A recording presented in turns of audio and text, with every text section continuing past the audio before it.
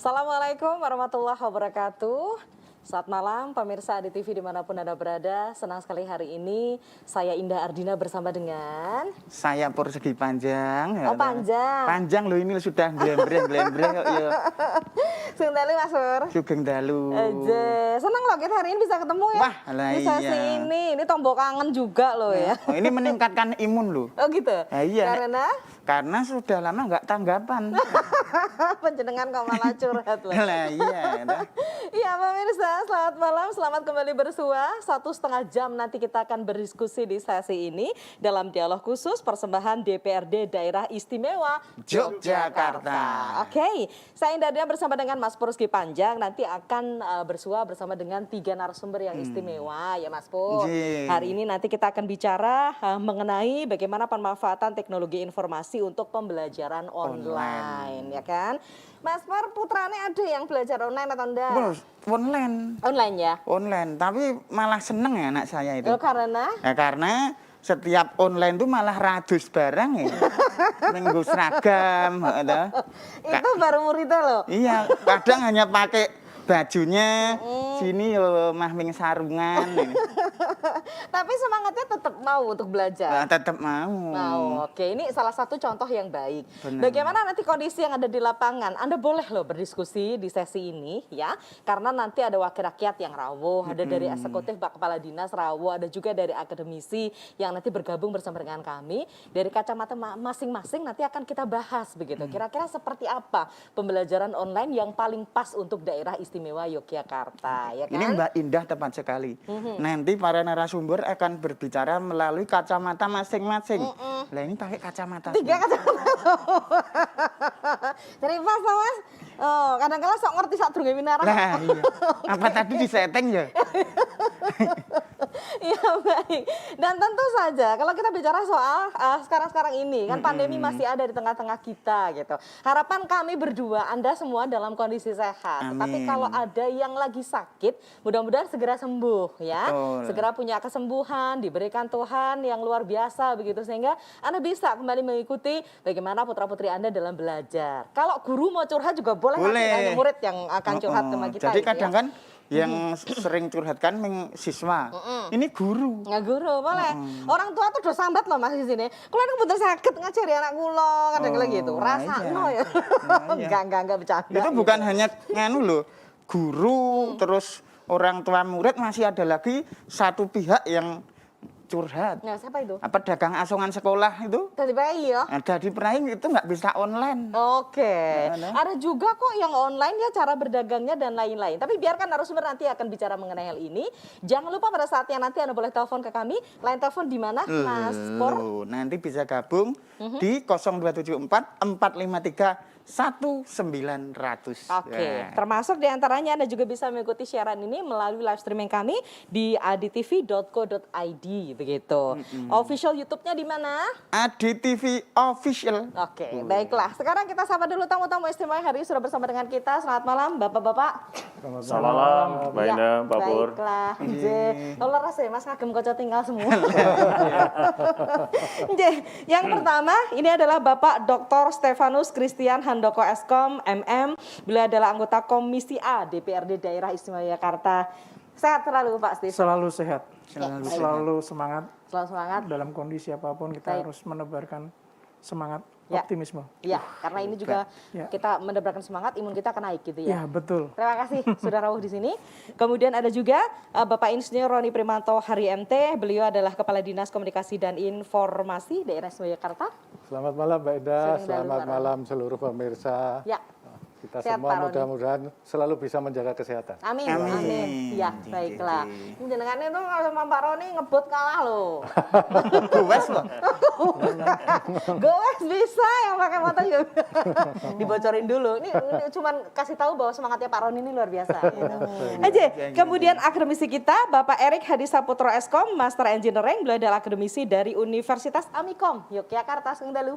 Selamat malam, Mbak Indah, Mas Pur, dan pemirsa di TV dimanapun berada, sehat dan menginspirasi. Baiklah, terima kasih banyak. Tepuk tangan dong untuk kita semuanya gitu ya. Ya, Anda bersama dengan kami. Tentu saja pada saatnya nanti Anda boleh telepon, tapi nanti dulu ya. Kita ada 5 sesi di sesi ini. Sabar. Sesi yang ketiga nanti penjenengan baru boleh telepon ke kami. Sekarang antri dulu dan kita simak dulu seperti apa sebetulnya bapak-bapak ini akan memberikan informasi dari lini masing-masing. Nanti Betul. anggota dewan apa yang mau disampaikan kaitannya dengan bagaimana pembelajaran yang ada di daerah Jakarta. Kalau kita bicara mengenai teknologi informasi, Pak Roni ini biangnya kalau masalah kayak gini ya. Pak Roni biangnya itu. Nah, biang teknologi informasi semua Pak Roni di DIY ini begitu.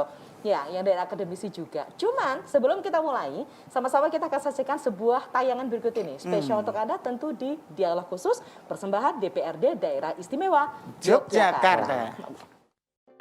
Pemanfaatan teknologi informasi. Situasi pandemi yang sudah berjalan sejak 2020 lalu menjadikan kegiatan pembelajaran harus dilakukan sepenuhnya di rumah secara online. Kendati demikian, faktanya hingga saat ini masih banyak orang yang belum mampu memenuhi kebutuhannya untuk melakukan pembelajaran jarak jauh. Pemanfaatan teknologi informasi sebagai pendukung pendidikan online belum sepenuhnya terrealisasikan. Di Yogyakarta sendiri, kendala utama dalam pemanfaatan teknologi informasi dalam pembelajaran yang dihadapi guru di sekolah adalah sarana dan prasarana pendukung yang terbatas, seperti komputer, laptop, dan infokus.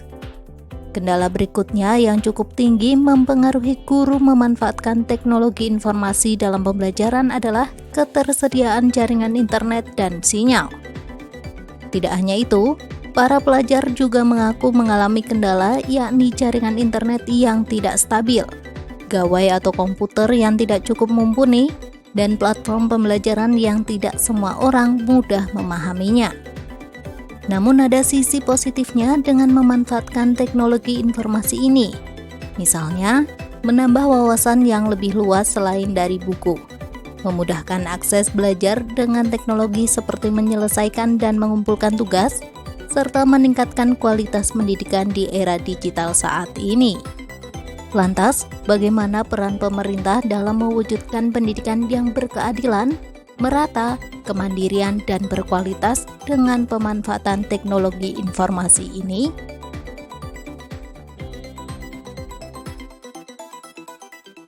Ya, Ya. baik. Tayangannya tadi diakhiri dengan pertanyaan. Seperti apa begitu? Bagaimana peran pemerintah daerah istimewa Yogyakarta? Istilahnya informasinya memerlukan jawaban. Nah, hari ini kita cari tahu jawabannya gitu ya. Oke, baiklah.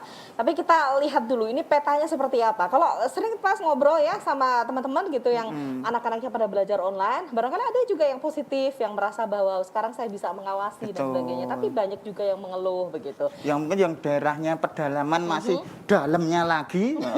Jeruk, ya. Sinyalnya gelap dulu. Nah, itu. Baiklah, kita tanya yang pertama ke anggota dewan dulu gitu.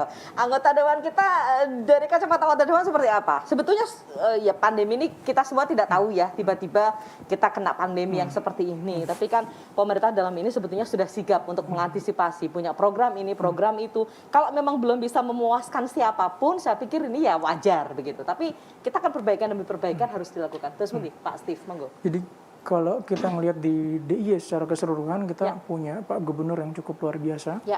Jadi 2005 beliau sudah memandang bahwa daerah istimewa Yogyakarta itu harus beralih menjadi provinsi yang yang lebih tinggi dibandingkan daerah lain dengan menerapkan TIK.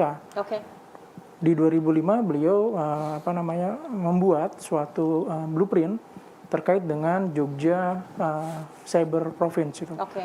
Jadi dari sanalah dasar acuan kami di teman-teman di DPRD untuk bagaimana sih DIY ini memiliki perda yang sesuai, yang bisa menjadi acuan untuk semuanya supaya bisa bergerak ke arah ke sana. Itu 2005. Oke. Dan 2019 sebelum pandemi kita sudah mengeluarkan perda yang memang untuk bisa menyokong apa yang diharapkan oleh Pak Gubernur. Jadi kita bisa berkolaborasi antara eksekutif dengan legislatif. Oke. Jadi kalau kita bisa berjalan beriringan, pasti kesejahteraan untuk rakyat juga akan tercapai. Khususnya untuk pemanfaatan teknologi ya, ini kita bicara mengenai ini. 2019 kita mengeluarkan adanya Perda nomor 3 tahun 2019 terkait dengan pengelolaan dan pemanfaatan teknologi informasi dan komunikasi. Nah, dari situlah menjadi acuan untuk pemerintah daerah membuat program, menganggarkan, dan kita secara bersama-sama juga setuju terkait dengan program dan anggarannya. Gitu. Sebelum pandemi ada. Ternyata pandemi ada, tapi kita sudah memiliki payung hukum bagaimana kita memanfaatkan aturan itu untuk menyupport, untuk support. Tadi dijelaskan juga tadi Mas Pur tadi bilang jaringan ya Pak. Ya. Jaringan Wilayah yang belum mendapatkan terpencil support gitu kan. Nah, dari Perda itu mensyaratkan gitu mendukung agar pemerintah daerah dalam hal ini adalah Kominfo untuk memastikan jaringan internet. Jadi pemerintah provinsi akan berkolaborasi juga dengan kabupaten kota dalam proses penyediaan internet. Itu yang dilakukan oleh pemerintah supaya masyarakat bisa mengakses internet. Itu kolaborasi antara eksekutif dan legislatif bagaimana kita bisa berjalan beriringan seperti itu. Ya. Pada saat itu ada perda, kemudian itu sudah dilakoni begitu ya. Sudah. Tapi tiba-tiba kemudian pandemi datang. Ya karena ada pandemi, jadi kita lebih mudah lagi, lebih mudah lagi dalam proses penganggaran ataupun realokasi program atau kegiatan yang membutuhkan untuk penyediaan jaringan. Dan kalau kita jadi semacam blessing in disguise ya sebetulnya ya. Kalau Mbak juga tahu kalau Jogja ini kan daerah istimewa ya. Dia punya Undang-Undang 13 2012. Di situ ada pasal 5 bahwa salah satunya adalah mensejahterakan masyarakat. Dan dijabarkan bahwa kesejahteraan itu adalah bagaimana meningkatkan kemampuan masyarakat. Nah, kalau kita definisikan lagi kemampuan masyarakat itu, ya salah satunya adalah pendidikan. Begitu. Jadi mau apa kalau pendidikannya aja tidak bagus. Betul. Nanti dilanjut ya. Pak Roni dan Pak Erik juga belum menghentikan, tapi nanti dulu simpan dulu informasi yang akan disampaikan ke masyarakat begitu. Ini baru satu aja. Lah iya, wah sudah deg-degan. Iya, tapi orang memang tidak tahu kenapa kemudian pandemi itu datang. Tapi sebelum itu sebetulnya alhamdulillah begitu ya, sudah ada perdanya, kemudian sudah mulai bergerak dan sebagainya. Baik, sesaat lagi nanti kita kembali untuk Anda masih dalam dialog khusus persembahan DPRD Daerah Istimewa Yogyakarta.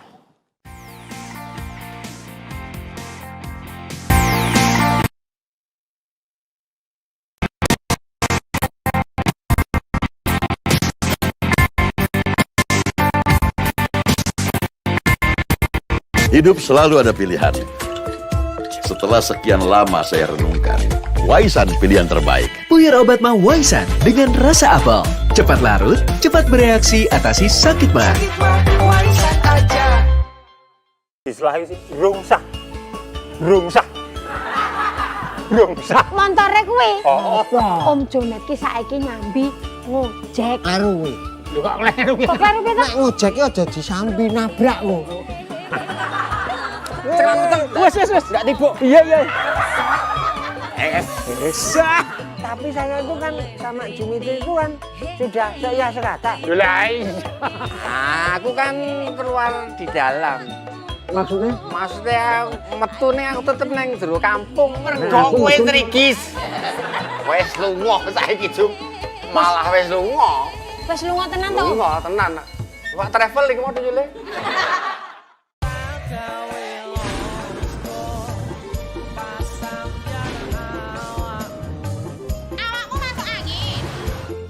Minum bejo jahe merah, jagonya daya tahan tubuh.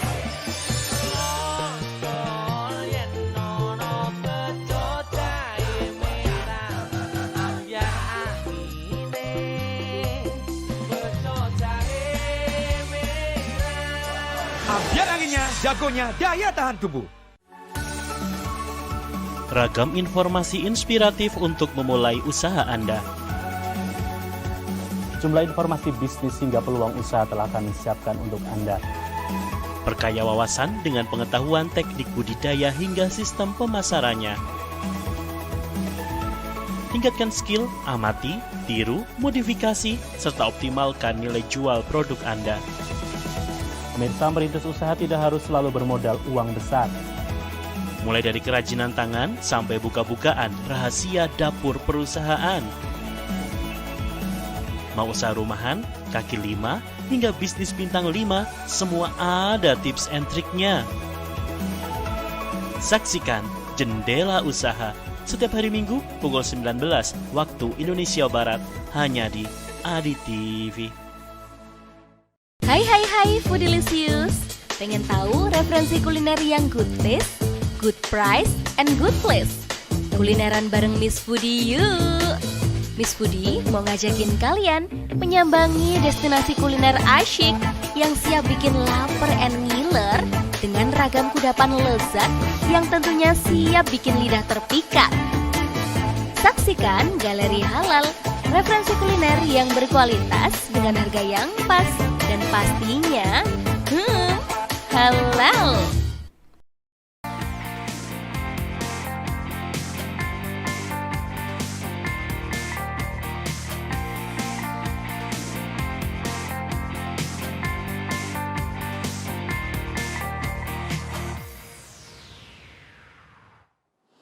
Ya, pemirsa, terima kasih Anda masih bersama kami dalam dialog khusus persembahan DPRD Daerah Istimewa Yogyakarta.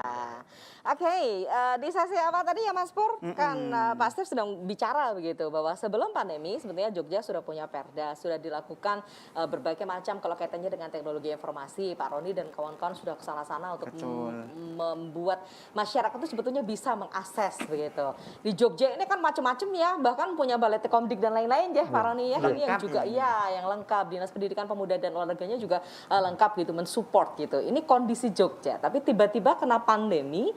Tapi sebetulnya kalau kita bicara soal pandemi kemudian harus belajar online, nah sebetulnya kita juga sudah ada persiapannya begitu. Cuman kalau melibatkan banyak sekali masyarakat atau manusia, ini kadang-kala satu punya masalah ini, satu punya masalah itu. Dan masalahnya kompleks. Nah, kayak perumahan.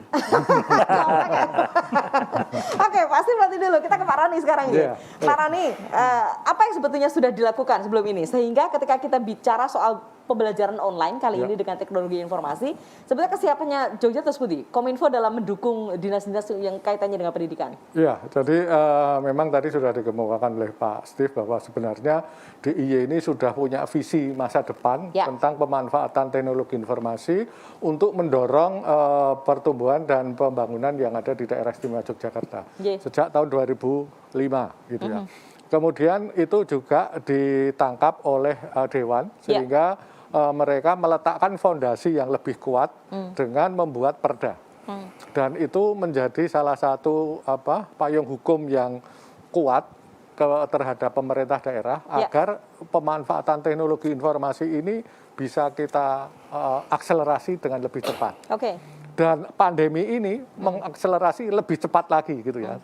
Sehingga akhirnya kita walaupun di awal-awal itu sebenarnya sudah siap seperti itu, tapi adanya pandemi ini kita juga di awal-awal juga merasa bahwa sebenarnya perencanaan seperti misalnya pembelajaran jarak jauh dan sebagainya itu sudah ada di rencana kami, sehingga seperti misalnya pembangunan BTKP, Telekomdik itu kan sebenarnya salah satu visi dari Pemda DIY bagaimana nantinya akan ada pembelajaran dengan memanfaatkan teknologi. Gitu kan. Belum tentu loh itu daerah lain punya ya Pak. Makanya itu sebenarnya kan itu sudah direncanakan sejak lama. Tapi dengan adanya pandemi ini kita diakselerasi. Apalagi kita juga saat ini sudah mempunyai blueprint yang namanya Jogja Smart Province. Di mana itu adalah merupakan turunan dari perda yang dibikin oleh kami bekerja sama dengan Dewan. Jadi anggota Dewan waktu itu yang mengusulkan dan kita tanggapi dan akhirnya itu kita bikin turunan-turunan pergub-pergub yang akan menjadi pedoman kami untuk melaksanakan kegiatan pengembangan teknologi informasi untuk kesejahteraan masyarakat. Nah, kemudian dengan adanya pandemi ini ternyata bahwa teknologi informasi menjadi salah satu solusi untuk masyarakat bisa tetap melakukan kegiatannya walaupun harus menerapkan protokol kesehatan. Seperti misalnya menjaga jarak, menghindari kerumunan dan sebagainya. Ternyata itu bisa dilaksanakan kalau kita memanfaatkan teknologi informasi, termasuk dalam rangka pembelajaran jarak jauh ini. Tapi di samping solusi ternyata teknologi informasi juga masalah. Oke. Masalahnya antara lain misalnya yang pertama kita membenahi dulu infrastrukturnya. Di awal pandemi tahun 2020 awal itu mungkin kita baru bisa menghubungkan sekolah-sekolah itu beberapa sekolah dengan fiber optik, lainnya masih dengan wireless. Oke. Di mana akses internetnya terbatas, kemudian aliran datanya yang bisa dialirkan melalui wireless juga sangat terbatas gitu. Nah, karena adanya pandemi ini kita harus membangun sebuah infrastruktur yang kuat agar nantinya bisa dimanfaatkan oleh masyarakat dalam mengakses informasi atau untuk melakukan pembelajaran jarak jauh. Sudah belum? Dan itu pada akhir tahun 2020 alhamdulillah sudah kita laksanakan dengan membangun kurang lebih 600 km jaringan fiber optik yang menghubungkan sekolah-sekolah SMA dan SMK negeri di DIY, mulai dari ujung barat Kulon Progo sampai ujung timur Gunung Kidul, ujung utara Sleman sampai ujung selatan Bantul. Itu sudah dilakukan? Sudah dilakukan. Oke. Ya, dan berakhir tahun 2020 kemarin. Walaupun masih ada beberapa, kita masih akan melakukan penambahan. Apa bedanya fiber optik dengan yang wireless? Ya, kalau yang fiber optik jelas itu menggunakan kabel itu jalan tol. Gitu ya. Tapi kalau wireless itu jalan raya biasa. Nah, sehingga akhirnya kalau dengan jalan tol kan mobil bisa cepat nih. Gitu. Ya, lebih cepat juga lebih cepat gitu. Nah, kalau wireless ya jalan biasa, bahkan kadang-kadang macet kan gitu. Nah, baik. Itu tujuannya adalah kita memberikan akses atau kemudahan kepada masyarakat, terutama tadi seperti yang disampaikan Mas Pur tadi, itu wilayah-wilayah yang remote atau yang kita istilahnya blank spot. Blank spot yaitu biasanya itu adalah wilayah-wilayah yang secara komersial itu tidak menarik bagi penyedia jasa komersial. Jadi BTS-BTS-nya di sana dikit, gitu. Nah, itu menjadi tugas pemerintah untuk bisa memberikan akses di wilayah-wilayah tersebut. Dan saat ini mungkin ada beberapa titik yang walaupun masih blank spot, tapi kita berusaha untuk mengurangi. Mudah-mudahan di akhir tahun ini semuanya bisa kita layani. Hanya saja memang kita membutuhkan juga partisipasi dari masyarakat agar fasilitas-fasilitas yang kita miliki itu bisa dipelihara. Saat ini kita sudah menghubungkan hampir seluruh SMA dan SMK di DIY. Kemudian 436 desa semuanya sudah teraliri internet.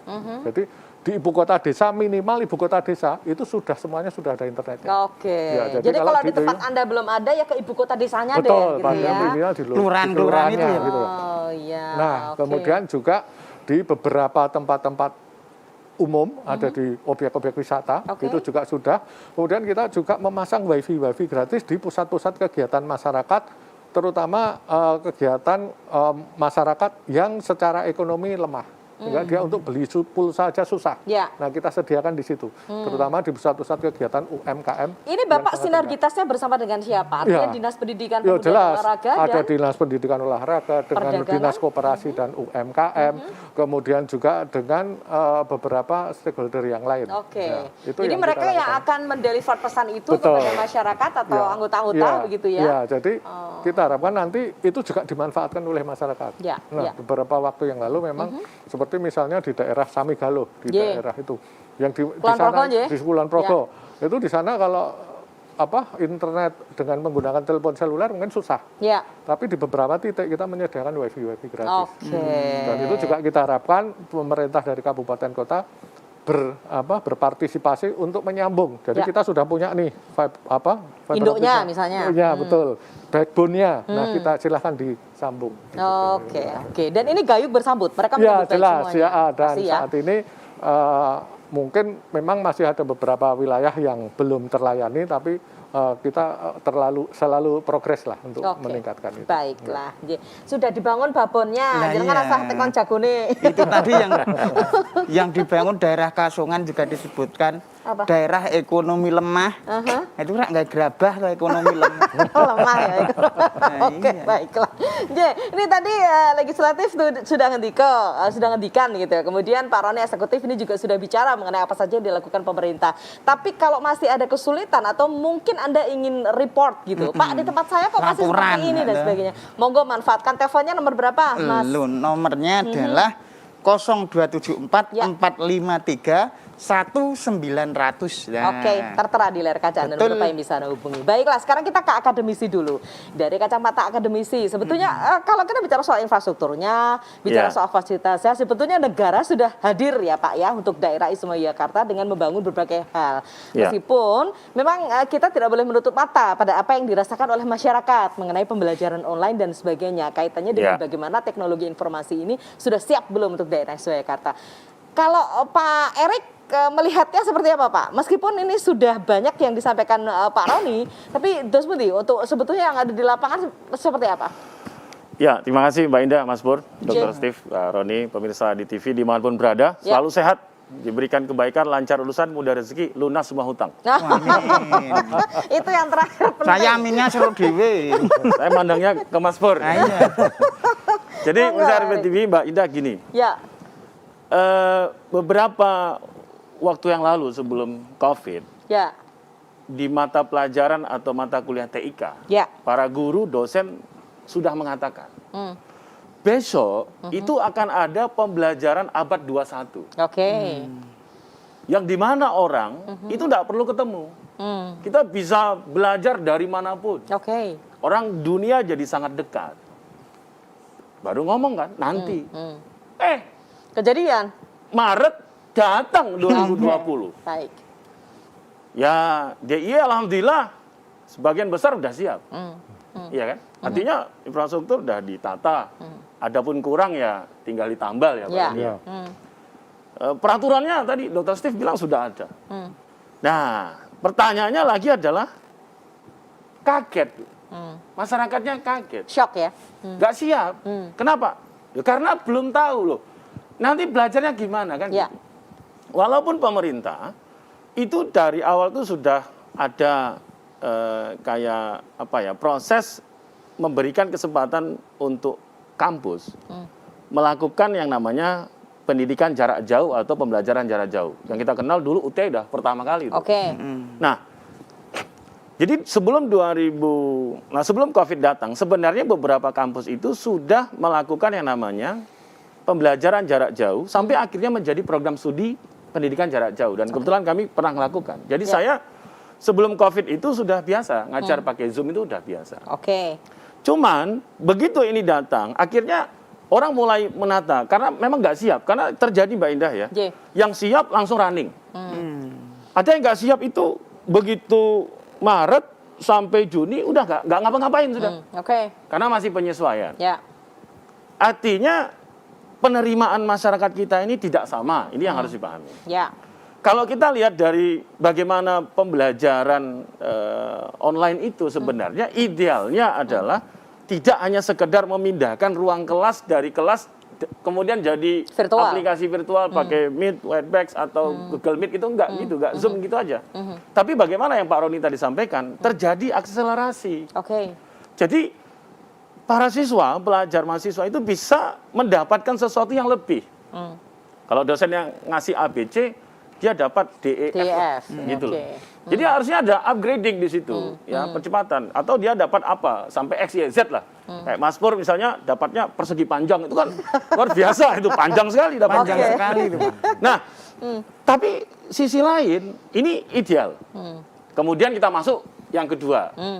Atau boleh pakai kelas pindah ke aplikasi virtual.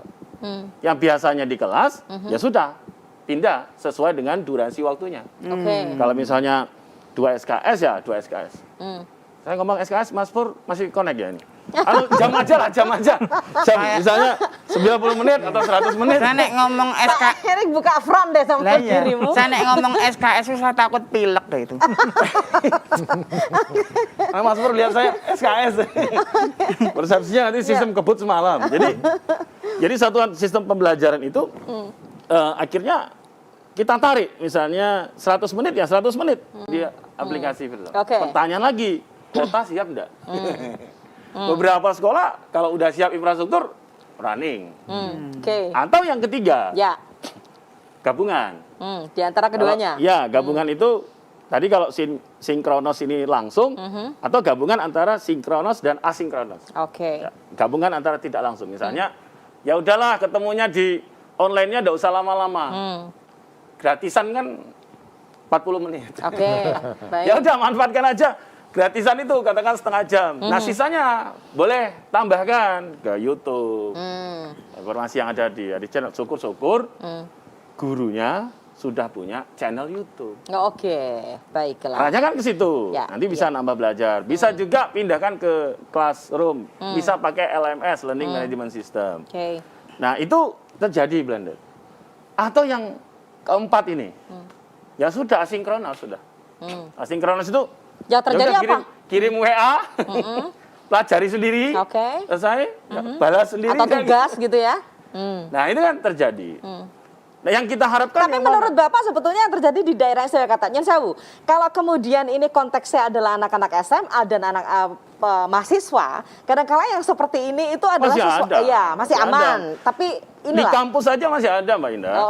Oh, mahasiswa itu masih curhat. Pak, dosen ini tuh kita komunikasinya lewat WA. Baiklah.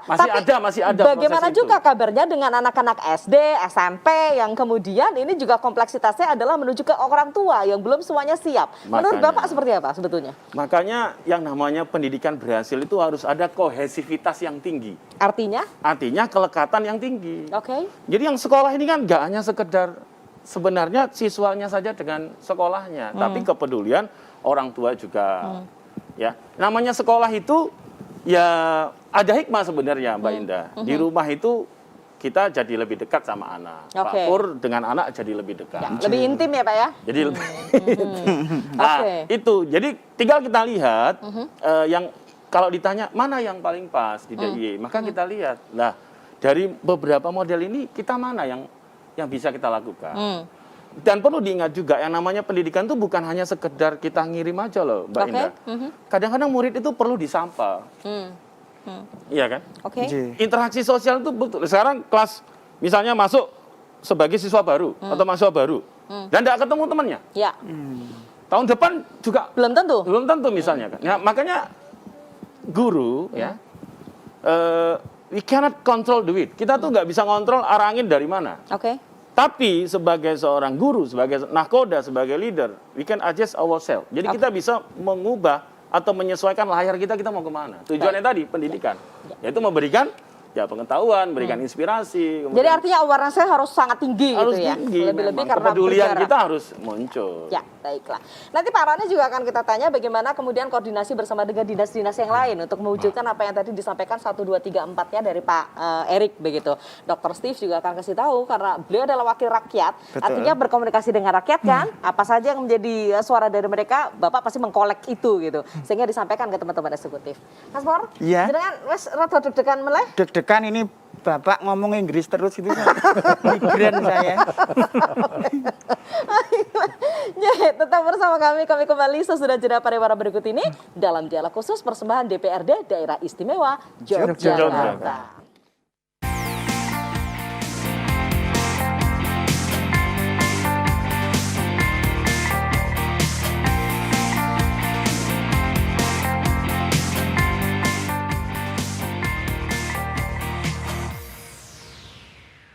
Hidup selalu ada pilihan. Setelah sekian lama saya renungkan, Waisan pilihan terbaik. Puyer obat mah Waisan dengan rasa apel. Cepat larut, cepat bereaksi, atasi sakit mah. Waisan aja.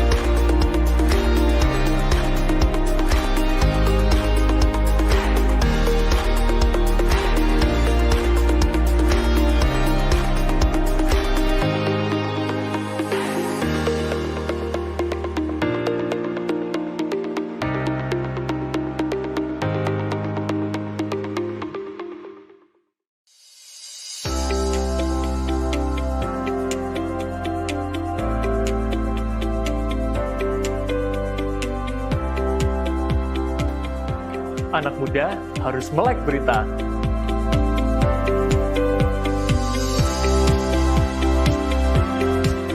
Makanya jangan pudar, kurang update, ketinggalan berita. Akses dan update informasimu di lensa44.com.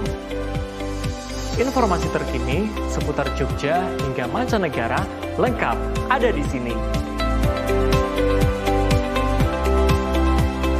Kamu juga bisa pasang iklan agar usahamu semakin dikenal.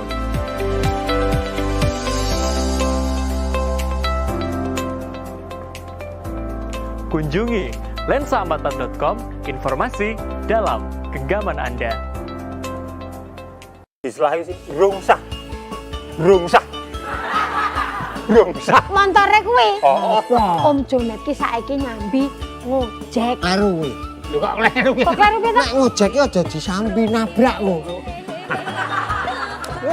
Wes. Enggak tiba. Iya. Tapi saya itu kan sama Dimitri itu kan sudah saya sekata. Aku kan keluar di dalam. Maksudnya? Maksudnya metu nih aku tetep neng jero kampung. Mergo kowe trigis. Wes lunga saiki Jum. Malah wes lunga. Wes lunga tenan to? Lunga tenan. Wak travel iki mau Jule. Beragam informasi dari berbagai penjuru dunia. Hi, my name is Pepper. Sejumlah informasi unik dan menarik dari beberapa negara di berbagai belahan dunia telah kami siapkan untuk Anda. Tradisi dan adat budaya yang masih dijunjung tinggi dari berbagai negara. Sementara itu pemirsa, Anda mau merasakan sensasi sarapan dan menginap yang berbeda?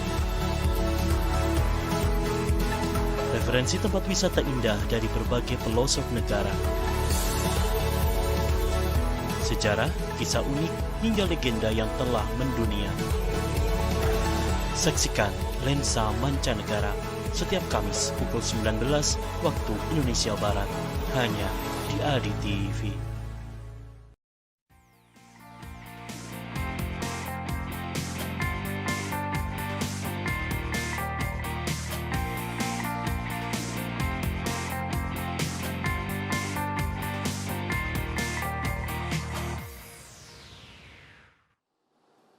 Ya, baik pemirsa, Anda masih bersama kami dalam dialog khusus persembahan DPRD Daerah Istimewa Yogyakarta. Kita bicara mengenai pemanfaatan teknologi informasi untuk pembelajaran online. Tiga-tiganya sudah bicara, meskipun memang belum kita kupas semuanya begitu. Ada satu solusi, ada masalah lagi. Ada solusi, ada masalah lagi. Ya, namanya kehidupan kan selalu begitu, nggak stuck pada satu kesimpulan yang ada begitu. Take and give. Apa kuwi? Kok iso saiki bahasa Inggris? Saming maca nggon buntel sego itu. Oke. Tapi pendapat masyarakat seperti apa? Kita akan sama-sama saksikan terlebih dahulu sebelum nanti kita lanjutkan lagi diskusi bersama dengan bapak-bapak narasumber yang hari ini sudah rawuh di ADI TV. Monggo kita lihat dulu pendapat masyarakat berikut ini.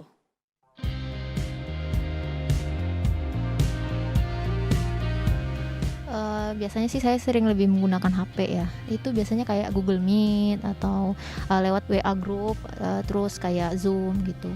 Anak saya biasanya pakai laptop, kadang-kadang juga pakai HP. Kalau belajar online utamanya pakai laptop, tapi kadang-kadang kalau lagi di jalan atau lagi nggak di rumah biasanya pakai HP.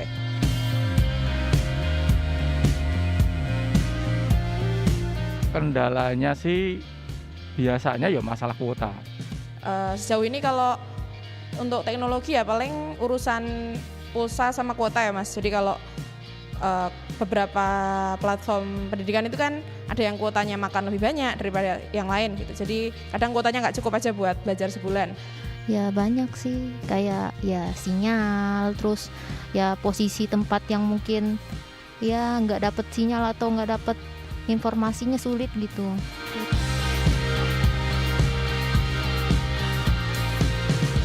Memperbanyak kayak kuota gratis gitu ya untuk para mahasiswa dari pihak kampusnya juga atau dari pihak pemerintah. Untuk bantuan yang sudah, bantuan biasanya kan anak itu kan masing-masing dapat bantuan kuota itu, tapi itu masih kurang. Harapannya itu nanti bisa ditambah lagi. Sepertinya memang perlu sebuah platform terpadu ya untuk terutama untuk pelajar-pelajar SMA, SMP, dan SD, karena untuk di kampus sendiri itu biasanya sudah sangat lengkap yang platform yang digunakan oleh kampus dan sudah jelas gitu penggunaannya bagaimana. Tapi kalau untuk yang siswa-siswa SD, SMP, SMA itu karena mungkin sistemnya belum jelas, jadi mereka hanya pembelajaran melalui WhatsApp dan lain-lain. Baiklah, tepuk tangan dulu untuk masyarakat nih. Yang sudah menambah masalah kita. Masalah beliau-beliau ini. Nah iya, kita itu dari rumah masalahnya udah banyak, malah mereka curhat. Nah ini fungsinya media kan gitu Mas. Ya kan itu tadi kan baru beberapa orang saja. Tapi barangkali ada beberapa sebagian yang sudah terrepresentasikan begitu, tersuarakan apa yang menjadi kendalanya dan sebagainya begitu. Oke, kita ke wakil rakyat dulu. Ini sempat terdengar kabar-kabar yang seperti ini ke Pak Steve? Sejak awal-awal pendidikan pengajaran jarak jauh ya. Keluhan-keluhan sini udah muncul gitu terkait dengan jaringan sinyalnya susah, kemudian kuotanya, kemudian harga kuotanya, kemudian dari platformnya gitu kan, itu udah muncul. Saya harus pakai apa nih? Pakai Zoom kah, atau pakai Ruang Guru kah, atau pakai meja kita, atau aplikasi yang lain? Ada Google Meeting, ada macam-macam. Masih ada apa banyak sekolahan, banyak kampus, banyak lembaga pendidikan yang masih bingung juga. Karena memang belum dalam proses untuk migrasi ke hybrid. Jadi ada pengajaran jarak jauh maupun kelas gitu. Tahu-tahu ada pandemi, jadi mereka belum mempersiapkan itu. Tadi ada yang menarik juga ketika disampaikan bahwa kota platform tertentu kok nyedot datanya lebih besar dibandingkan yang lain gitu. Ya karena memang kita tidak pernah menyiapkan ya, baik pemerintah, baik itu pemilik platform ataupun lembaga pendidikan tidak pernah menyiapkan adanya platform khusus untuk proses pengajaran jarak jauh. Karena kalau yang saya tahu ya, misalkan kita membangun platform sendiri, kita punya standarnya sendiri, yang informasi yang terkait tadi, misalkan kita ngirim tugas. Untuk ngirim tugas dari beberapa mata kuliah, beberapa pelajaran, memorinya penuh. Kalau kita punya platform sendiri, itu kan punya resize. Filenya itu akan dikirim dengan ukuran tertentu. Sudah dikompres, ya, itu akan dipres. Implikasinya apa? Kuota yang digunakan akan semakin minim. Sedikit. Kalau sekarang kan enggak. Kita bikin size-nya 50 mega kah, atau bahkan lebih dari itu, ya terkirim sesuai dengan apa yang kita buat. Nah, kalau kita punya platform khusus, nah itu akan hal yang berbeda. Itu baru cara metode mekanisme pengiriman. Bagaimana ketika kita download materi atau mendengarkan. Kan kita hanya punya satu kampus yang terkenal dengan pendidikan jarak jauh, UT ya. Universitas terbuka itu sudah lama menerapkan itu hybrid. Ada yang online, ada yang tatap muka, ada yang modelnya materi dikirimkan ke rumah. Nah yang sudah lebih dulu kan adalah UT, tapi yang lain-lain belum.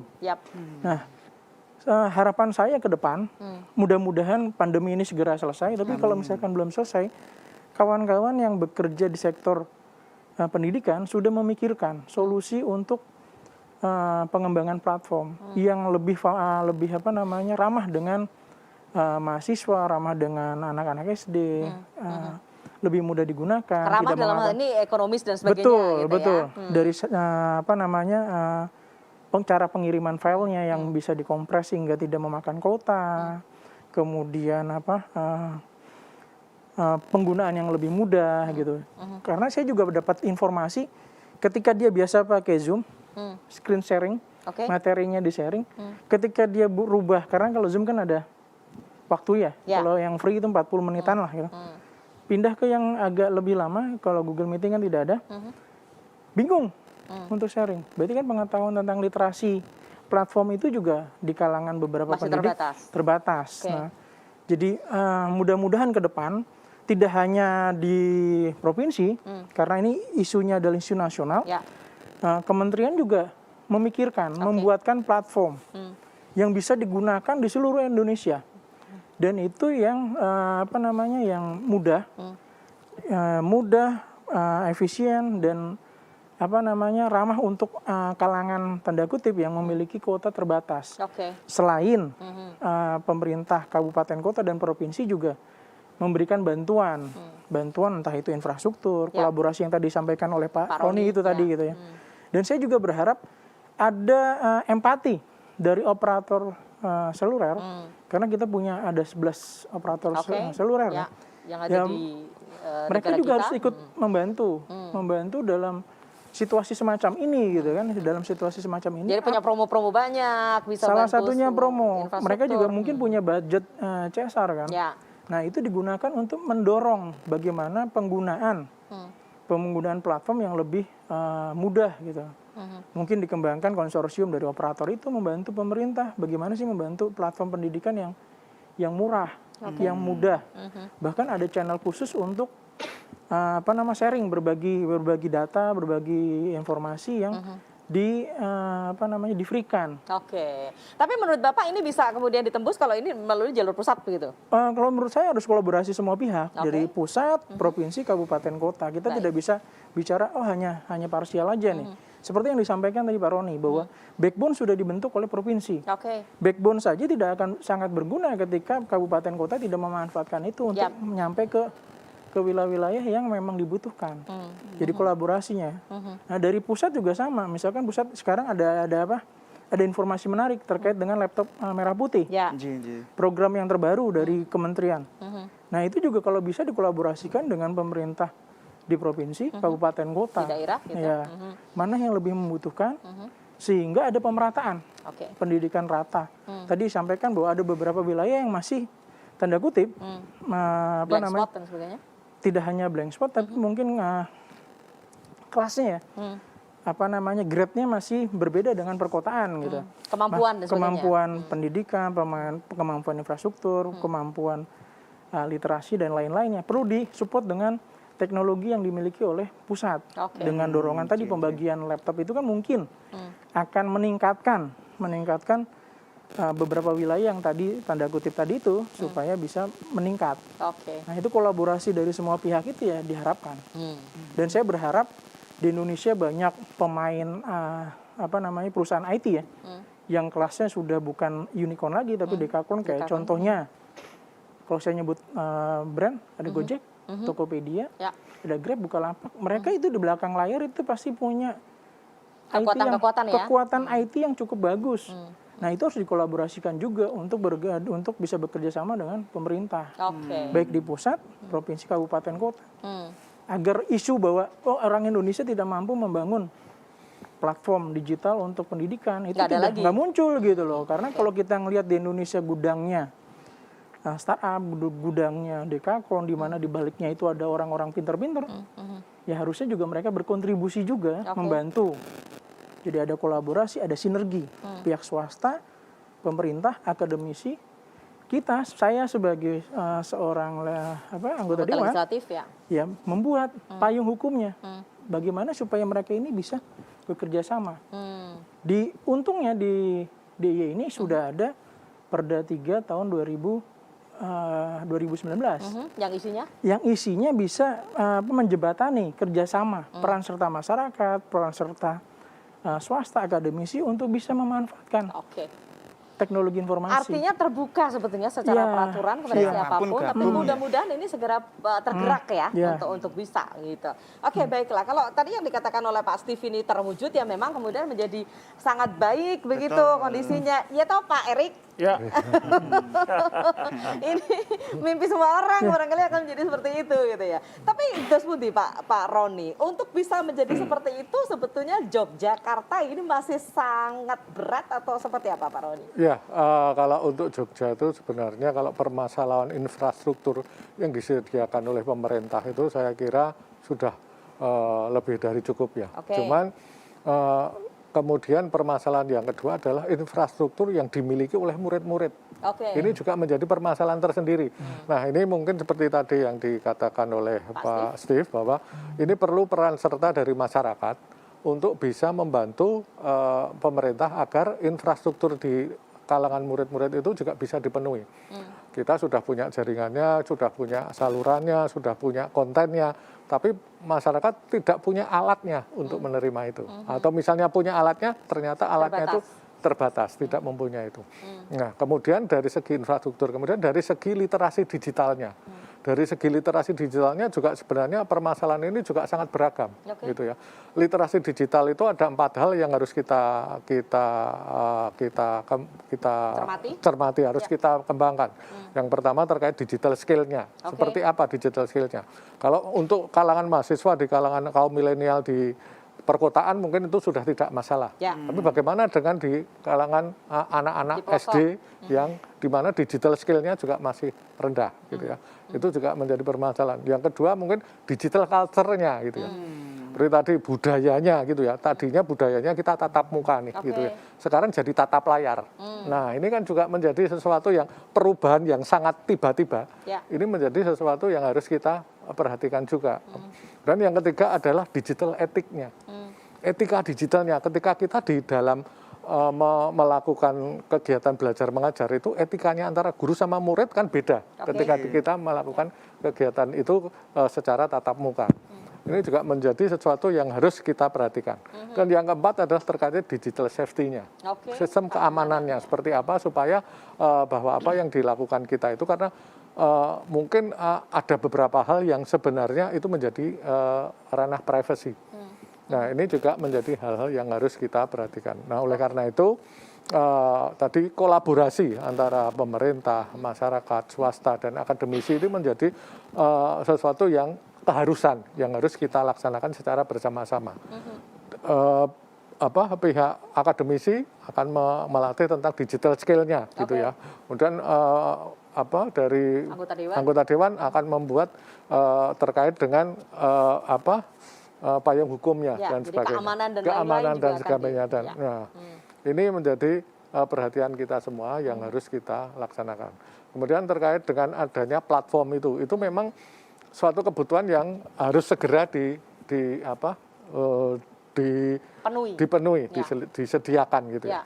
Dan memang tidak hanya dalam koridor di pemerintah provinsi, karena kalau itu akan hanya khusus untuk satu provinsi tertentu saja, itu mungkin nanti akan memberatkan. Makanya memang itu harus secara nasional itu bisa dibuat sebuah platform yang nantinya bisa dimanfaatkan dalam segala lapisan masyarakat. Mungkin platform untuk tingkat SD beda dengan platform yang tingkat SMP, SMA, dan sebagainya. Dan seterusnya. Bisa saja menjadi berbeda-beda begitu ya, sesuai dengan kebutuhan. Dan apalagi sekarang kalau belajar di anak SD itu yang belajar kan tidak hanya muridnya, orang tuanya ikut, gitu ya. Padahal orang tuanya juga mungkin kerja, kerjanya mungkin juga WFH, gitu ya. Jadi ini yang menjadi permasalahan yang harus kita. Banyak yang menjadi keluhannya adalah wah ternyata daripada nyelesain tugas kita sendiri yang sekarang lagi WFH, angel nggarapin ngundang anak ya. Bu nih suka masalah, tambah masalah ya anak. Baiklah. Pak Erik nanti akan berkomentar juga begitu ya, kaitannya dengan beberapa hal yang tadi Pak Roni sudah sampaikan begitu. Tapi kalau kita mau ulik lebih luas lagi, artinya boro-boro kadangkala masih harus yang itu dilakukan dalam dunia pendidikan. Toh orang tua sekarang ini untuk bertahan hidup saja masih dihadapkan pada sesuatu yang barangkali ada beberapa diantaranya kesulitan.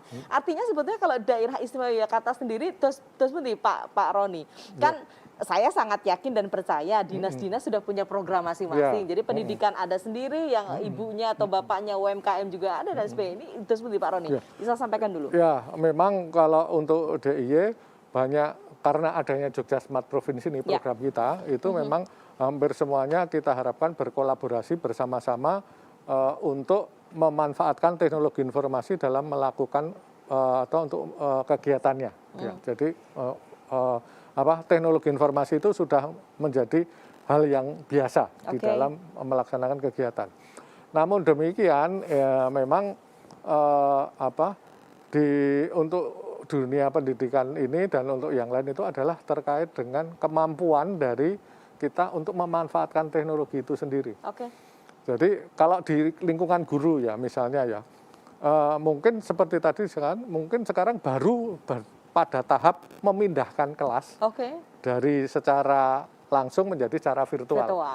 Tetap gurunya cuma di dalam mengajar, ngomong dan sebagainya seperti seolah-olah dia di dalam kelas tapi cuma di depan laptop. Padahal ada metode-metode lain yang bisa memudahkan bahwa dengan teknologi informasi itu ada metode lain yang bisa memudahkan masyarakat atau pelajar itu memahami sesuatu masalah. Misalnya kalau dengan fisika mungkin ada animasinya. Ada media pembelajaran. Ada media pembelajarannya. Nah, itu kan perlu ada pelatihannya. Supaya guru-guru itu juga punya kemampuan seperti itu. Jangan sampai nanti kita bikin video tapi kalah dengan video TikTok yang sering dilihat oleh anak itu kan gitu ya.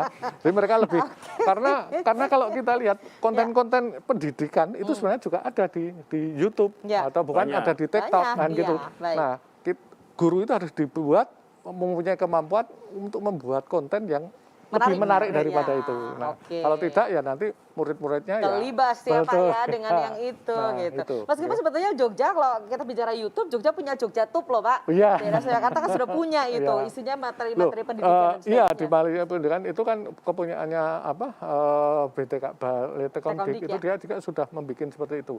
Dan konten-konten itu juga sudah kita sebarkan gitu. Nah, mungkin media dengan pembelajaran jarak jauh, toh ada banyak hal yang bisa kita lakukan. Bisa jadi nanti tidak harus lewat internet nih di daerah-daerah tertentu, mungkin dengan saluran TV. Dan itu sudah kita bisa juga sudah itu mulai. Ya. Baiklah, Pak Erik nanti akan menambahin ya, Pak Erik dari apa yang sudah disampaikan Pak Steve dan juga Pak Roni. Anda boleh telepon loh nanti ya, sudah break telepon kemana, Mas? Nanti bisa telepon di 0274 453 1900. Termasuk diantaranya yang sudah juga mengirimkan pertanyaan-pertanyaan aja, nanti kita bacain ya biar bapak-bapak ini komentar gitu dari kesulitan-kesulitan Anda sudah dikolek seperti apa. Terima kasih banyak, kami kembali sesaat lagi tetap dalam dialog khusus persembahan DPRD Daerah Istimewa Yogyakarta.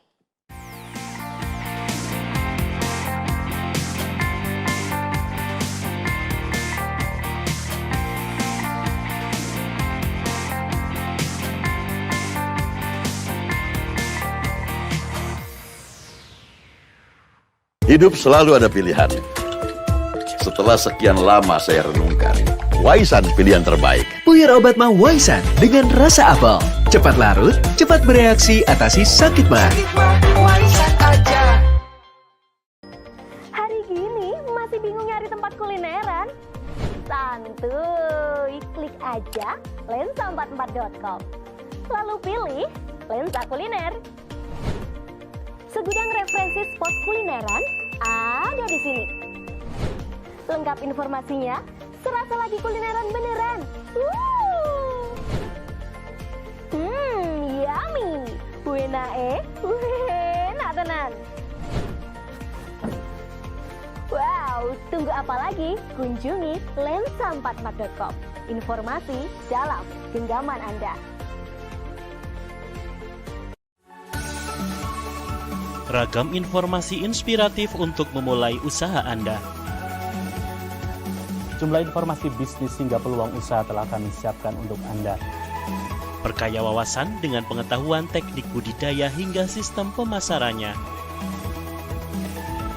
Tingkatkan skill, amati, tiru, modifikasi, serta optimalkan nilai jual produk Anda.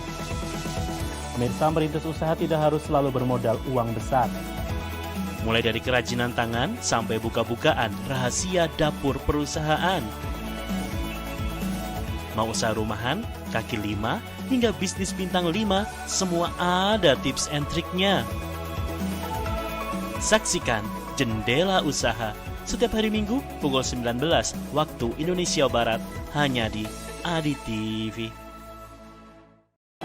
Kesadaran masyarakat untuk mempertahankan gigi selama mungkin itu makin tinggi sekarang. Program yang penuh dengan informasi dan juga solusi kesehatan. Dokter Menyapa.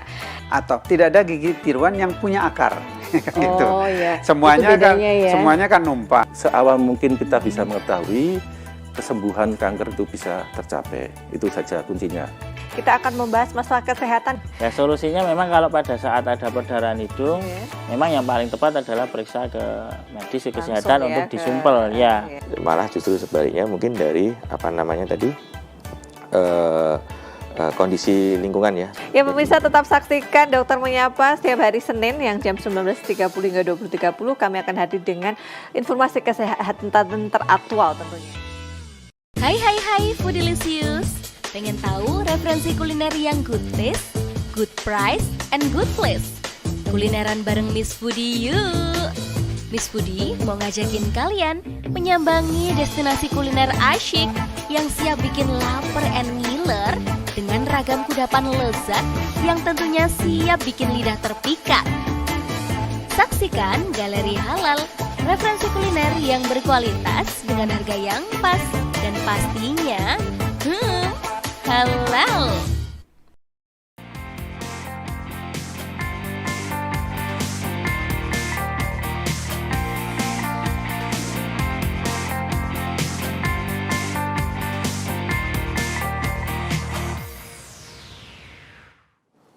Ya, baik pemirsa, kalau kita bicara soal dunia pendidikan memang rasanya memang nggak ada habisnya ya. Betul. Mas Ada Pur. saja.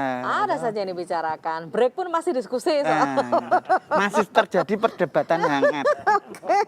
Apa yang kemudian terjadi di masyarakat dan seperti apa yang harus dilakukan oleh pemerintah begitu.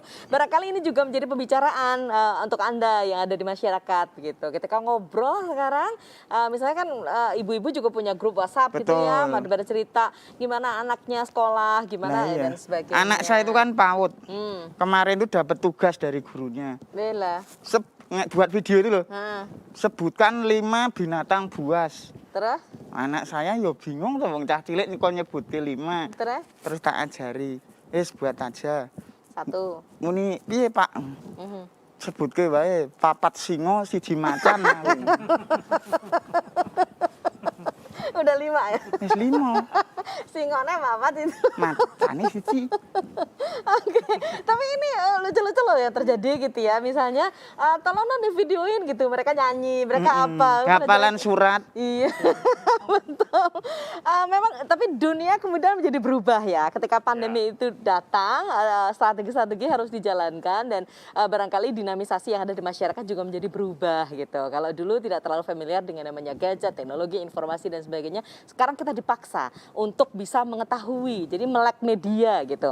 Jadi ini harus tahu, yang itu harus tahu supaya tetap bisa akan berkembang. Kita nggak akan menyerah dengan yang adanya pandemi ini begitu. Mengikuti ya. Betul. Teleponnya tertera di layar kaca Anda nomor berapa yang bisa Anda hubungi. Tapi nanti dulu, saya ke Pak Erik dulu. Tadi di sesi berikutnya kan sebelumnya, maaf, Pak Steve dan juga Pak Roni kan sudah punya pendapat masing-masing begitu. Termasuk diantaranya kebijakan pemerintahnya itu ada sebetulnya. Kalau ini teknologi sudah ada, infrastruktur sudah ada, tapi skill-skillnya gimana gitu, safety-nya gimana dan lain-lain. Pendapatnya Pak Erik seperti apa, Pak?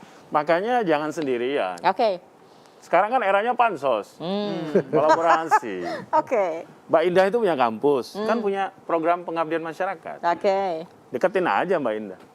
Mbak, bantuin dong, pasti dibantu. Oke. Jadi artinya di tengah kondisi yang kayak gini, saya sepakat tadi Dr. Steve dan Pak Roni bilang, pasti orang peduli kok Mbak Indah. Kami berapa kali bantuin sekolah ya, mereka ngadain acara wisuda nggak bisa connect, Zoom-nya nggak ada, gimana relay-kan ke kamera, lalu online ke YouTube, kita bantu kok. Ya kan? Ada yang mau online nggak punya Zoom, bisa nggak dibantu yang 1000 kapasitas, kita bantu kok. Pasti orang care kok, karena karakternya orang Indonesia itu kan sebenarnya suka bantu. Kayak misalnya Mas Pur misalnya, belum makan gitu. Itu nanti dari kru Adi TV udah lihat, belum makan tuh Mas, belum. Kok ngerti? Wajah Mas Pur tuh pucet itu orang tuh pasti ingin bantu gitu loh. Artinya dengan kondisi kayak gini, saya yakin orang tidak akan egois lah. Ya kampus pasti akan care. Ya yang penting gini, satu kita mau aktif, itu aja. Ya gimana orang tahu kita kalau kita nggak ngomong kan? Ya jadi seperti pembelajaran animasi, pembelajaran dan lain-lain. Itu semua bisa dipelajari. Bikin game semana-mana bisa dipelajari. Gak punya ininya, langganan kota dikasih bisa kok, ada yang bantu kok. Artinya pemerintah pasti nggak akan sendirian. Kampus-kampus, sekolah yang mampu pun pasti akan bantu. Apalagi kita punya sumber daya dan itu bisa kita gunakan. Nah tinggal satu, kita mau ndak gitu. Jangan-jangan sudah ada Zoom, udah ada yang platformnya sudah ada, tapi nggak mau coba. Nggak mau coba Pak, karena nggak berani, takut. Nah, sebenarnya kan kondisi kayak gini yang Mbak Indah tadi bilang, ini kan hanya melatih kebiasaan aja. Paul Goldman tuh bilang, kalau mau berubah kebiasaan, itu sebenarnya konsisten 3 minggu. Jadi sebenarnya kalau masalah pembelajaran online ini Mbak Indah ya, kita tuh sebenarnya udah selesai kok. Kenapa? Karena merubah itu 3 minggu. Pokoknya anak kalau mau berubah, pokoknya konsisten aja 3 minggu. Itu nanti terjadi perubahan. Kalau lanjut 3 bulan nanti membentuk lifestyle. Oke, jadi gaya hidup. Benar kata Pak Put tadi. Kuliah udah langsung, sekolah udah langsung standby bawah sarung.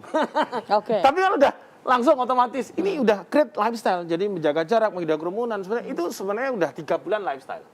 Nah, sekarang ini udah enggak bicara lagi sebenarnya kita biasa pakai Zoom apa enggak, dan harusnya udah bicara konten. Oke. Gimana kualitas kita dalam belajar itu tetap bisa kita jaga kan gitu kan. Memang akhirnya orang tua ya tadi terlibat. Jadi lebih belajar kan? Oke. Oh, tapi anak-anak sekarang juga cerdas kok, Mas Pur. Bahkan pada Soal itu banyak juga yang lebih cerdas. tinggal diomongin ke Google kok. Terus Google yang nerusin. Itu terjadi. Itu terjadi loh Mbak Indah. Ya tinggal soal udah selesai. Kenapa? Tinggal soal disebutkan, Google melanjutkan. Oke. Baik. Artinya, jadi mereka punya strategi gini, juga. Artinya memang di daerah-daerah yang keterbatasan, kalau di DIY saya rasa secara mayoritas. Adapun tempat ya itu. Nah, ini makanya nanti dari institusi yang memang punya kendala. Ya. Saya rasa di Jogja itu kan kampus banyak. Ya. Ke mana ya? Nggak usah disebut lah ya. Oke, banyak ya. Banyak lah ya. Datangin aja. Setiap dosen punya program, setiap kampus punya program pengabdian masyarakat. Ya. Setiap pribadi punya PSR. Oke. Personal Social Responsibility. Yap. Tanggung jawab kita kepada Masyarakat sosial. Ya. Iya kan? Sampai ada teman saya itu, kok sekolah anaknya ndak online, anaknya perlu disapa dan lain, sampai dia nyiapin. Udah tak siapin. Ayo kapan? Butuh apa saya bantu. Tapi ya tetap nggak jalan karena tadi pokoknya ini hanya orang mau ndak gitu. Oke. Mau sebenarnya jalan. Ya kita berharap. Tapi gimana caranya? Sekian banyak masyarakat yang ada di daerah Surakarta, apa sih Pak strateginya supaya satu pandangan semua gitu? Satu visi ya. Kenapa orang mau berubah? Karena dia mengikhlaskan dirinya berubah. Oke. Nah, kalau tidak ada keinginan berubah, maka tidak akan terjadi perubahan. Misalnya gini, saya ngajar, mahasiswa saya matikan kamera semua. Audio dimatikan semua. Tinggal saya aja kan. Saya mau ngamuk ya saya sendiri yang susah. Oke. Iya kan? Saya capek sendiri, ya sudah. Tinggal saya rekam, saya bikin video pembelajaran dan saya 10 tahun di RRI biasa siaran di radio dan saya biasa enggak didengarkan. Ya udah saya ngomong aja. Jadi video, edit dikit, upload YouTube. Tapi yang menarik adalah pertanyaan saya kalau di level mahasiswa atau mungkin orang yang mampu, ketika mereka tidak online, mereka YouTube enggak? Mereka TikTok enggak? Mereka main game enggak? Main kok. Berarti kan persoalannya bukan hanya kuota, uang ada kuota kok. Kalau nggak dengerin kita ngajar, kalau nggak aktif, mereka masih tetap connect nggak? Masih kok. Berarti dalam proses pembelajaran ini harus memunculkan kesenangan. Oke, unsur fun harus ada. Siswa harus, siswa tuh mau loh open. Jadi kita memang banyak ini, Mbak Indah ya, banyak proses, banyak sekali nih pintu yang mau kita lihat. Tinggal kan kita selalu di DIY itu harus melihat pintu optimisme. Ini Pak, ini. Saya enggak bisa, saya enggak, kan banyak teman, tetangga ada. Loh tetangganya dosen banyak. Iya dimanfaatin, apalagi tetangganya Pak Roni misalnya. Wah itu. Oke. Tetangganya Dr. Steve, ya udah pasti. Secara pribadi kita pasti loh. Saya yakin Pak Puraja pasti secara pribadi ingin bantu kok. Yang lain Saya juga bantu ingin Pak. Lain ya toh? Kapan Pak ke rumah? Nah. Oke, baiklah. Ya, meskipun memang tadi sudah diusahakan untuk daerah-daerah yang barangkali lebih terpencil, lebih pelosok dan sebagainya. Bahkan kalau misalnya internet belum sampai ke rumahnya, di ibu kota daerahnya ada ya Pak Maroni ya. Desa minimal. Ibu kota desa ini sudah ada dan sebagainya. Tapi barangkali karena ini sebuah proses yang memang harus kita jalani Ya, gitu. Tapi konsisten 3 minggu sebetulnya itu akan menjadi sesuatu yang baik bagi merubah ya. Betul. Kalau sudah 3 bulan sudah jadi lifestyle begitu. Oke, anggota dewan kita. Artinya tadi eksekutif sudah melakukan ya dari apa yang dikomunikasikan antara legislatif dan eksekutif, kan kemudian ada kebijakan yang itu kemudian dijalankan dan sebagainya. Kan ada fungsi pengawasan dari anggota dewan. Apa yang sudah menurut Anda sudah optimalkah yang dilakukan teman-teman di eksekutif? Ya kalau dari sepanjang waktu sejak Perda itu muncul sampai sekarang sudah cukup lumayan berjalan dengan baik. Dan terkait dengan kita kan terkenal dengan daerah istimewa, punya dana keistimewaan. juga itu juga sudah disupport oleh dana keistimewaan. Untuk salah satunya adalah penyediaan percepatan pengembangan backbone itu, internet.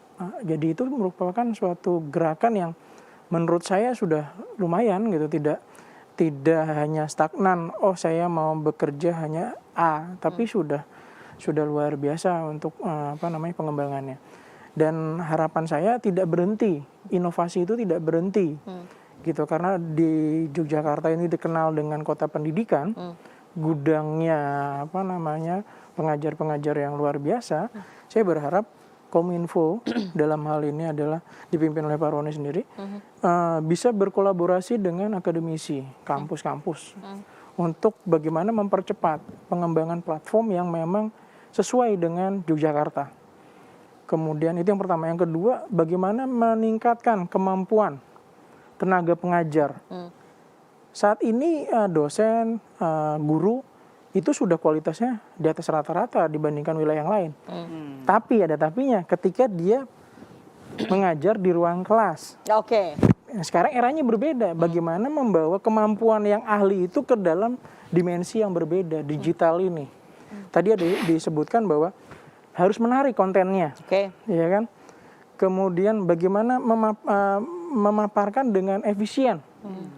Karena kita tahu bahwa dari sekian banyak mahasiswa pelajar yang sedang online, kan ada kemampuan untuk tadi jaringan, kuota, itu juga terbatas. Bagaimana mendeliver informasi yang tadinya bisa tadi 2 SKS, dideliver dengan cukup padat, tapi juga tetap bisa diterima oleh pelajar atau mahasiswa. Jadi itu mengcombine itu semua, dan itu butuh proses. Guru, dosen harus bisa mengupgrade diri juga. Dan jadi make it short and simple gitu. Iya, itu yang harus dipelajari juga. Bagaimana mendeliver informasi tidak seperti ketika di kelas. Interaksi 2 arahnya sangat mudah. Ketika di model digital dengan keterbatasan platform, interaksi 2 arahnya terbatas juga. Nah, itu harus bagaimana disolusikan.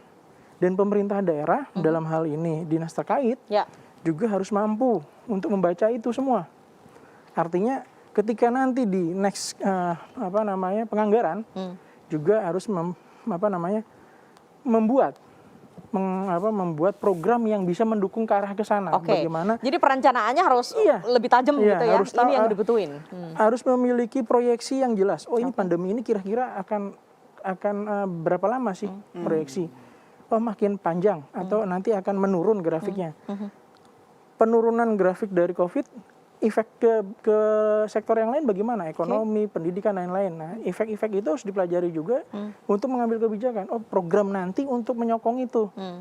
Salah satunya untuk pendidikan. Untuk pendidikan, apa sih yang bisa didorong? Tadi kita punya backbone. Backbone sudah ada. Mungkin anggaran besok kita tambahkan untuk bagaimana menguatkan literasi digital seperti yang disampaikan Pak Roni tadi. Bagaimana meningkatkan literasi digital, kemampuan terkait dengan digital,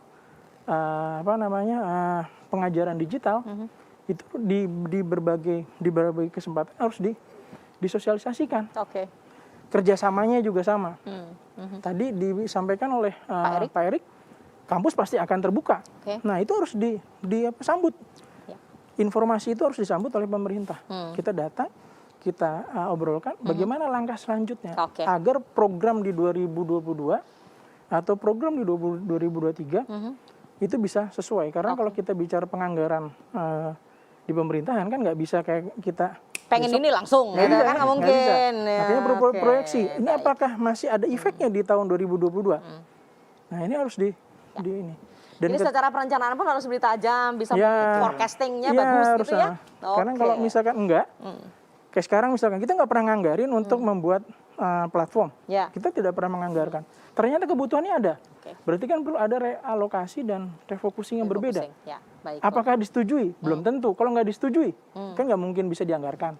Nah, hal-hal itu harus dipikirkan secara matang agar bagaimana peran kita sebagai legislatif maupun eksekutif bisa bermanfaat sekali untuk masyarakat yang sekarang ini memang membutuhkan support dari DPRD maupun eksekutif. Baik, ya. Ini kayaknya ya Mas Por, kalau di sini kan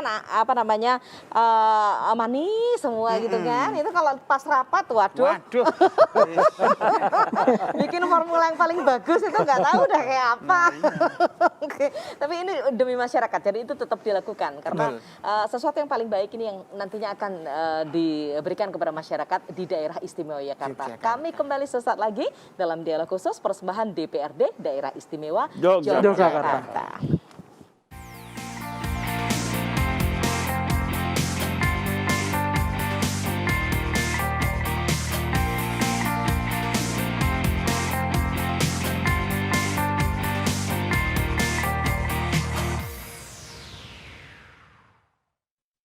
Hidup selalu ada pilihan.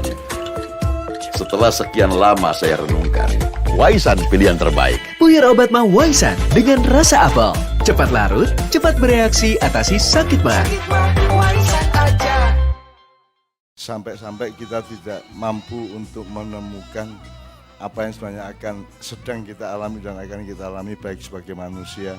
Meskipun akhiratnya jelas, yang tidak jelas itu dunianya. Jadi orang yang sudah tidak jomblo punya rasa syukurnya sendiri dan orang yang masih jomblo juga tidak kalah bahan untuk bersyukur.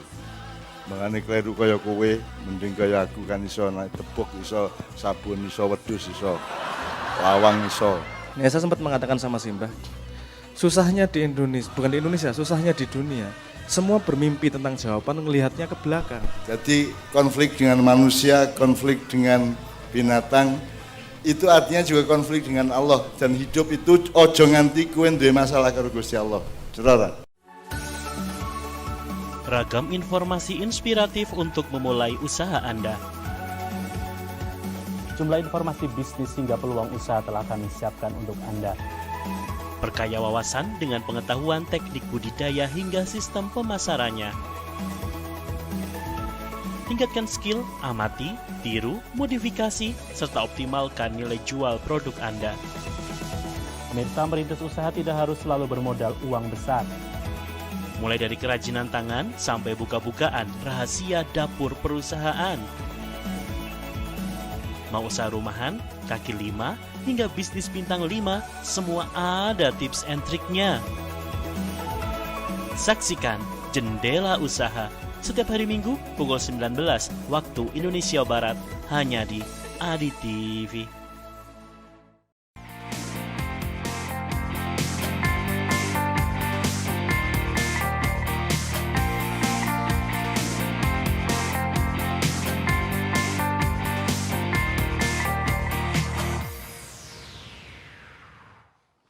Ya, baik pemirsa, mudah-mudahan kehadiran kami ini menggenapi informasi yang Anda butuhkan ya di malam hari, khususnya bagaimana tentang pemanfaatan teknologi informasi untuk pembelajaran online.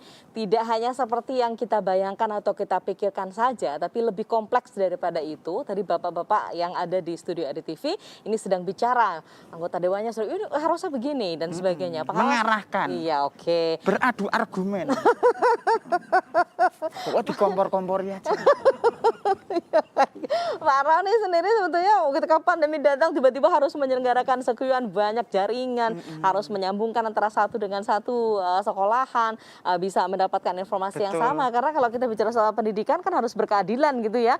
Jangan sampai Mas Pur sama Indah beda nangkepnya gitu kan. Lah iya. Meskipun aku ya mungkin papat mak singo siji macan gitu.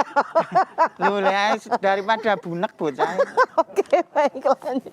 Kita manfaatkan waktu yang tinggal sedikit ini begitu. Pak Roni Nyersewu, tadi Dr. Steve kan berbagai hal lah dibahas begitu. Tapi seperti Pak Roni menanggapi selaku eksekutif. Ya, memang sebenarnya beberapa tahapan kegiatan digitalisasi ini sudah kita rencanakan sebelumnya di Blueprint Jogja Smart Province. Oke. Namun tahapan-tahapan tersebut harus kita percepat. Seperti misalnya pembangunan jaringan itu sebenarnya tahun 2022. Kemudian tentang pengembangan literasi digital agar pembelajaran jarak jauh dan sebagainya itu sebenarnya tahun 2023. Oke. Tapi pandemi ini itu memaksa kita untuk semuanya dilaksanakan dalam 1 tahun. Nah, ini membuat kita itu bekerja keras dan itu tadi berinovasi supaya apa yang kita laksanakan itu, apa yang kita rencanakan itu bisa kita laksanakan dan tidak menyalahi aturan. Itu yang agak susah gitu ya. Karena sebenarnya sudah ada perencanaannya nih. Perencanaannya tahun sekarang tiba-tiba harus dilaksanakan sekarang. Nah, kita harus membuat berbagai hal supaya bisa terlaksana dan itu tidak menyalahi aturan. Kemudian yang selanjutnya memang beberapa program-program yang tadinya tidak ada, itu sekarang harus kita adakan. Seperti tadi, literasi digital sebenarnya itu hanya akan kita lakukan kepada masyarakat pinggiran gitu ya. Tapi ternyata sekarang kita harus juga melakukan literasi digital kepada murid, guru, dan juga masyarakat yang lain terkait dengan pembelajaran jarak jauh. Nah, program-program seperti itu kita rencanakan dan akan kita wujudkan dalam waktu dekat ini agar program pembelajaran jarak jauh itu bisa berjalan dengan cepat. Kemudian tadi juga dengan pembuatan platform itu sudah kita pikirkan. Tapi memang kita ini sekarang ini kan penganggaran juga sangat terbatas gitu ya. Jadi karena banyak konsentrasi ke COVID ya Pak? Ke COVID untuk pemenuhan kesehatan dan pemulihan ekonomi. Tapi yang namanya pendidikan dan adalah sesuatu yang sangat penting. Sehingga kita harus berkreasi supaya dengan anggaran yang sangat terbatas itu semuanya bisa kita laksanakan. Nah, itu yang kita lakukan sekarang ini. Gitu. Justru yang seperti ini tuh membuat kita lebih mengapresiasi. Jadi jangan sampai justru down ya, kan saking putus asanya bahwa saiki rasa ono sekolahan sek bae wis saiki dimareke kabeh. Jangan sampai seperti itu. Ya, ini Bapak dan Ibu yang pemangku kebijakan ini sudah berpikir. Bahasa Prancisnya jangan lokro lah. Ya kan Mas, orang sudah dipikirkan kebutuhannya begitu. Mari kita dukung begitu. Kalau masih ada kesulitan jangan enggan untuk bertanya. Betul. Tetangga-tetangga kita ini semangat kita tuh biasanya baik-baik loh. Ya. Kalau pemirsa ada kesulitan, ngomong ke saya. Terjawab? Nangis bareng. Tak kira terjawab. Terus penjenengan langsung sambat Pak Erik. Sambat Pak Erik sama Pak Roni. Pak Erik, apa strategi yang kemudian dilakukan? Tadi Bapak sudah sampaikan sebetulnya kalau akademisi, teman-teman di perusahaan bahkan sudah punya CSR gitu ya. Atau tidak usah itu secara personal pun juga siap untuk membantu dan lain-lain. Dan saya pikir semangat Yogyakarta ini selalu istimewa begitu ya. Tapi langkah-langkah seperti apa lagi Pak yang harus dilakukan? Karena kita masih diskusi di sesi ini dan tinggal sedikit waktu kita untuk bicara. PPKM itu darurat boleh, asal cinta dan cita-cita tidak boleh darurat. Jadi ini ada teknologi, manfaatkan. Kenapa? Karena kalau kita tidak nyoba, kita tidak akan pernah berhasil. Gimana kita mau coba bicara kualitas konten, sementara ada teknologi aja nyobanya nggak berhasil. Jadi gini, kita mau maju gimana, mau mencoba aja udah gagal gitu loh. Gagal mencoba. Sekarang kan program pemerintah ada kampus mengajar. Mahasiswa-mahasiswa kita diterjunkan, bahkan mereka itu disupport loh, ngajar sampai daerah-daerah kemana, sampai pelosok sekali harus nyebrang macam-macam. Itu udah ada. Nah makanya kayak gini nih, ada persoalan, itu hal yang wajar lah. Kita itu secara level pasti persoalannya beda. Persoalan Pak Pur selesai, nanti Pak Ful level berikutnya ada soalan lagi. Pak Roni beda persoalan, Dr. Steve beda persoalan. Bu Indah, banyak banget persoalan. Kok gitu sih Pak? Kalau Mbak Indah kolektor masalah. Artinya setiap hari talk show ini kan banyak sekali yang dipikirkan. Artinya banyak. Maka saya, mari ikhlaskan diri kita. Untuk berubah itu kita harus ikhlas. Oh ini ada sesuatu yang baru. Belajar itu mari manfaatkan platform yang ada. Guru jangan hanya pikir, yaudah kirim aja lah WA. Loh murid itu perlu disapa. Kalaupun mereka izin karena tidak ada kuota, ya Dr. Steve tadi pembicaraan informal kita ya memang pemakluman itu harus jalan. Idealisme itu oke lah bisa, tapi pemakluman itu tetap harus ada care. Jadi peduli sama orang itu adalah kita mencoba memahami bagaimana kalau kita yang menjadi seperti itu. Nah di Yogyakarta ini saya rasa masyarakatnya care sekali sama orang, peduli sekali sama orang. Jadi kalau punya masalah itu ya jangan hanya nganggap bahwa ini adalah saya sendiri, enggak. Banyak orang yang ngalami gini, daripada hanya bikin story aja, orang cuma baca toh. Bagus, bareng-bareng ya kan. Mulai dari paling kecil, misalnya apa? Karang Taruna. Apa nih yang bisa kita support? Pelajaran kayak apa? Bikin, hubungi misalnya sekolah atau perusahaan atau kampus yang memiliki program pengabdian masyarakat. Bekerja sama. Belajar bisa, mesti ada datang. Saya rasa itu, Mbak. Kita bisa kalau kita mau untuk melakukan mencoba itu, dan udah nggak saatnya lagi sebenarnya Yogyakarta itu bicara hanya sekedar, nih koneksi gimana? Nggak, sebenarnya udah nggak bisa. Jogja itu harus udah bicara kontennya yang harus menyenangkan. Konten pelajaran kalah sama TikTok. Kalah sama IG. Lah ditanya, masih tahu dari mana? Dari IG. Bukan lagi rekomendasi jurnal atau rekomendasi web yang benar, ya kan? Bantuan pulsa.com. Sejak kapan ada bantuan pulsa.com dipercaya? Artinya apa? Sesuatu yang baik akhirnya terkubur dengan banyak yang hoax. Nah inilah, maka kita harus mencoba, ini ada sumber daya, gunakan. Baik. Ya, luar biasa. Semangat ya Pak Erik. Monggo Pak Roni, apa yang mau disampaikan di hari acara? Ya, jadi memang di era pandemi ini kita harus bisa menyesuaikan diri dengan kondisi yang ada. Jadi kita memang tidak bisa lagi seperti yang dulu, bahwa dengan adanya pandemi ini beberapa hal harus kita harus berubah, dan kita harus siap untuk menerima perubahan itu, dan supaya kita tetap bisa beraktivitas dengan baik, maka kita harus menerima protokol kesehatan untuk bisa kita laksanakan dengan ketat. Gitu. Dengan prokes insya Allah semuanya akan teratasi, dan ya. Pemanfaatan teknologi informasi secara optimal juga harus dibarengi dengan kemampuan pemanfaatan itu dengan etika dan budaya yang benar. Gitu. Baiklah, luar biasa sekali Pak Roni, matur sembah nuwun. Monggo Dr. Steve. Ya, ketika kondisi pandemi masih belum selesai, ya pemanfaatan teknologi itu sudah tidak bisa ditunda-tunda. Ya. Jadi semua masyarakat, semua level, dan khususnya untuk mahasiswa ataupun pelajar, manfaatkan teknologi untuk menggali informasi. Jendela informasi sekarang itu banyak di dunia digital. Ketika akses internet itu semakin mudah, informasi yang berada di sana untuk digali itu juga semakin banyak. Jadi tidak hanya memanfaatkan waktu kelas digitalnya saja, tapi kita gunakan kesempatan dalam kondisi pandemi ini untuk terus belajar. Belajar baik itu sesuai dengan kelas dan tingkatan, juga bisa belajar secara mandiri, mencari informasi yang berbeda. Perbanyak informasi, perbanyak menggali data dari internet. Itu yang pertama. Yang kedua, saya berharap ada kolaborasi bersama, ada sinergi semua pihak, dari akademisi, kampus, pemerintah, dewan, bisa berkolaborasi, bersinergi, membuat solusi yang bisa diterima oleh masyarakat. Dan saya yakin dalam kondisi seperti ini, kemampuan kita untuk berkolaborasi, bersinergi dibutuhkan, supaya pandemi ini cepat berlalu. Kemudian di sektor pendidikan pun kita bisa mendapatkan manfaat yang lebih dengan adanya sinergi dari semua pihak. Baiklah, luar biasa. Semangat untuk penjenengan bertiga. Terima kasih banyak untuk kehadirannya di studio kali ini.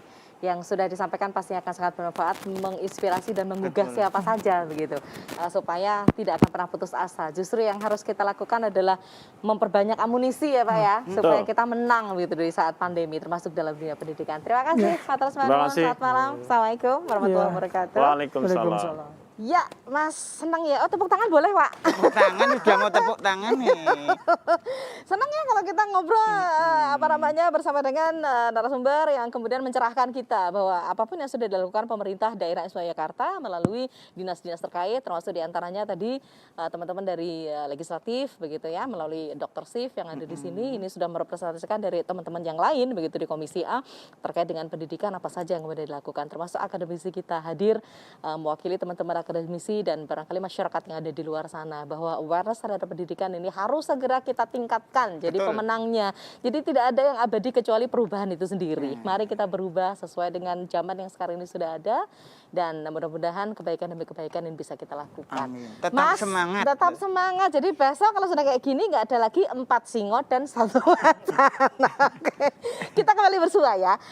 Di lain kesempatan seminggu yang akan datang kita hadir lagi dalam dialog seperti ini, dialog khusus persembahan dari DPRD Daerah Istimewa Yogyakarta. Saya Indah Ardina. Saya Persegi Panjang. Selamat malam, sampai jumpa. Wassalamualaikum warahmatullahi wabarakatuh.